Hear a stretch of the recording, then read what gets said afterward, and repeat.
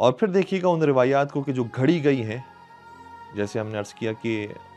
حاکم شام نے یہ روایات گھڑوائیں اور بعض لوگوں نے اس زمانے میں کچھ پیسوں کے بدلے اپنا ایمان کو بیچا کہ جو رسول نے کچھ اور فرمایا تھا اس کو کس طریقے سے تحریف کیا گیا۔ یہ روایت بھی تقریباً تمام ہی مسالک کی کتابوں کے اندر موجود ہے کہ پیغمبر نے فرمایا تھا اذا رأیتم فلانا علی منبری فاقتلوہ، جب تم فلاں کو یعنی حاکم شام کو، باقاعدہ نام بھی موجود ہے روایت کے اندر، میرے ممبر پر دیکھو تو اس کو قتل کر دو۔ اب عربی کے اندر جو قتل کے لیے لفظ استعمال ہوتا ہے وہ ہے فاقتلوہ،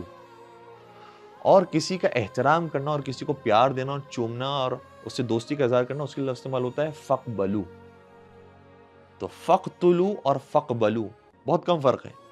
تو روایت اس طریقے سے تحریف کی گئی کہ نہیں، رسول خدا نے تو یہ فرمایا تھا اذا رأیتم فلانا یخطب علی منبری فقبلوہ، جب تم دیکھو کہ فلاں شخص میرے ممبر پر آ کر خطاب کر رہا ہے تو اسے چومو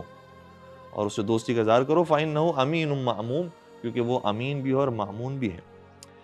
تو اس طرح سے روایات کو بگاڑا گیا اور اصل دین سے لوگوں کو دور کیا گیا۔